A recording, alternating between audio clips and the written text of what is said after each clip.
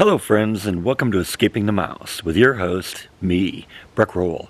Alright, I got a little project I want to work on today. This is a woodworking project, and well, let me show you what I have in mind. About 10 years ago, I was tinkering around in the garage and wanted to make something. I decided to build this bird feeder. And I put the bird feeder under the eaves of my house. It was a two-story house that was way up there. It was protected. There was a lot of food, a lot of water, a lot of safety around. And honestly, nobody, I saw a few birds look at it, but nobody ever actually moved in. I brought it with me when I moved to Texas and put it up here about a year and a half ago. And the birds, I saw that they took a little look at it too, but they never really, but no one ever moved in. Then recently I noticed it looked like there was chewing marks around the hole, and I realized, oh, I know what's going on. The squirrels are trying to live in there, but the hole's a little too small for them, so they can't get in there. Now, I like having wildlife in the yard. I encourage it. I have feeders out. I have a bird bath. I put out food for the squirrels, and honestly, I want to, give them a little safety, a little place that they can, hang out and take refuge from the cold and escape enemies and stuff like that. So I've decided I want to replace this bird house slash squirrel house that's really starting to look a little ratty, and design something purpose-built for a squirrel house, something that will accommodate them and help encourage them to continue to live in my yard. So that's the project for today. Now, I've been doing some research online trying to figure out how to build a squirrel house, and I've seen a bunch of different plans. I think I'm going to take little bits and pieces of different plans and make it into my own personal thing. Basically what it's going to be the size of it's going to be like a large birdhouse. It'll probably be 18 inches tall, 1 foot wide, 1 foot deep, and the hole will be right at the top. There'll be like a slanted roof, so water rolls off of it. The whole entrance will be right near the roof, and what they'll do, there'll be a little platform inside the hole.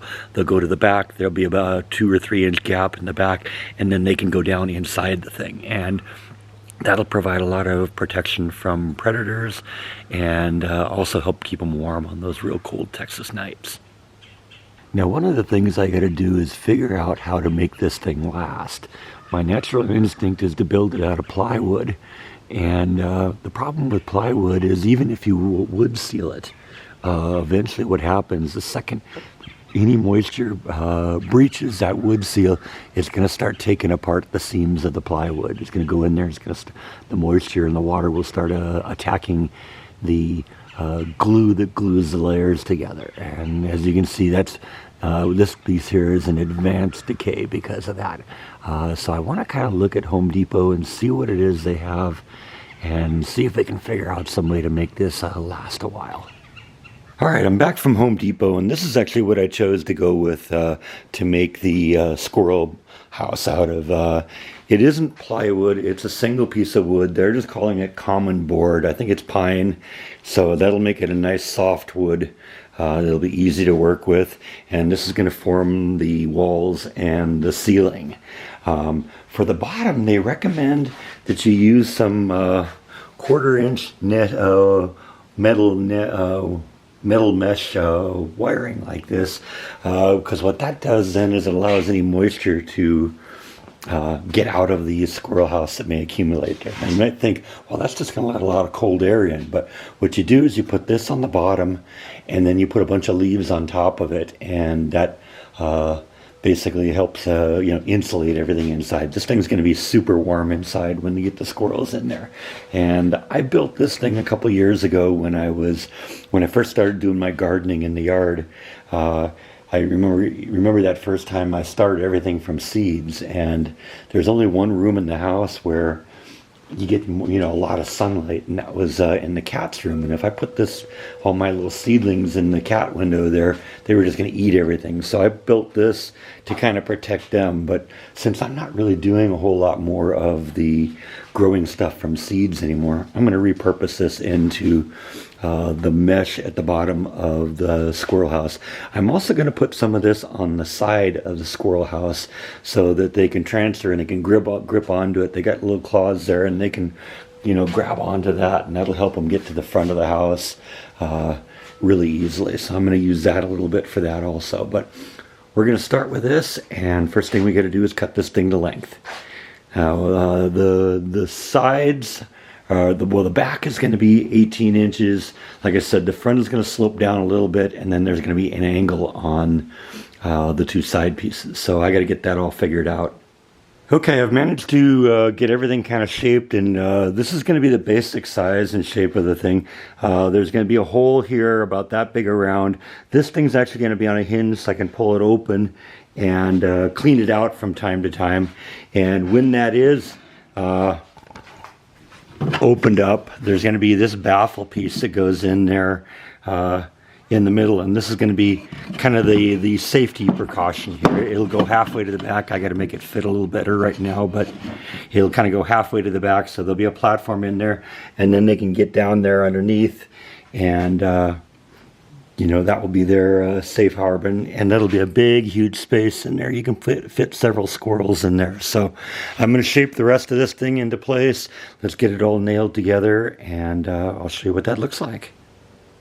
All right, this thing's starting to come together. I've got it pretty much nailed on, nailed up. The roof is attached. Right now, you can pull the front off. The front's on a little bit of a hinge. I've got the little baffle in there, the little deck on the inside. They go in there, and then you can see when they get to the back, there's like a little hole they can drop into the bottom here, and that will be the safety place. I want to put a little ledge right here so they got something to stand on when they're going in and out of the hole. But other than that, this thing's almost done. Now I do want to put that mesh netting on the outside and on the bottom too. But we're going to finish up this part first, and then we'll attach the mesh netting later on. All right, so we pretty much got this thing fabricated. I've actually got the platform attached now, so you know they can run down the roof and jump onto here. I'm actually thinking maybe now that I won't put the netting on the side here for them to crawl around, because they can just come down from the roof and jump right onto this platform, and that'll work fine for them. And then they got their entrance into there, and like I said, they get to the back, they can go down to the underside. And that's where all the where all the warmth is. Now I still got to put the bottom on it. The bottom is going to consist of that netting material I showed you, and then we'll disconnect these two screws here. These two screws basically hold everything closed. You remove those two screws, and then these screws act as pivot, and you can just pull the whole thing up and get inside. So that offers easy access for cleaning and all that. And once a year you got to get in there and clean all that garbage out, otherwise it just gets really ugly in there. But I think the squirrels will get a kick out of that, and I think the next thing I need to do is put the netting on, and then we're going to hang this bad boy up. But we're kind of coming to the end of the day, so I think I'm going to wrap up today's portion of this video. We'll pick this one up tomorrow. Don't worry, you don't have to wait 24 hours to see this. All you got to do is wait for the next scene. All right, so I've spent a little bit more time here. I got the bottom on this thing, and of course you've seen everything else so far. Right now I've got the front attached, and this thing is pretty much done right now. Now there's one more thing I got to figure that out, and that's how to hang this thing up in the backyard. And this isn't maybe going to be as easy as I was hoping, so I might have to think about this. Let me show you what the issue is. The goal was to put the squirrel house up kind of in the same place that the bird house was, which is right up there where you see that 2x4. As a matter of fact, I've mounted that 2x4 to the tree, planning for that to be the location of the squirrel house. And when I'm looking at it straight on, it's not exactly, perpendicular to the ground. It's going to be leaning like this. And I'm sure the squirrels won't mind, because they'll just build into one corner or something like that, but it'll look horrible, and that's part of the issue as well. Another thing I could consider, and I'm not really considering that seriously, is they say that you, in all the plans that I saw on building squirrel houses, they say that you really should put it way, way, way high up in the tree. They say like 30 feet up in the tree. Well, for one thing, I don't have a ladder that goes that tall. And while maybe that might be an ideal branch right there, because that does seem to be at least a little bit more perpendicular to the ground. I don't know if I want to go that high, and the truth is, the squirrels didn't seem to have a problem with this bird feeder or this birdhouse, which was only 15 or 18 feet off the ground. So I would like to put it there. Like I said, maybe that center branch would be a better option, but like I said, I'm reluctant to go that far up a tree. Plus the fact, kind of one of the things I want for a squirrel house is to be able to see the squirrels. And if it's way up in the tree, you're not going to see any of that. So I don't know exactly how I'm going to deal with this issue, because like I said, I don't want to have the squirrel house in a weird angle on the tree, but we got to figure something out. That piece of 2x4 now is connected pretty seriously, so I could maybe build something that kind of stood off of that, and that support and kind of levels everything out.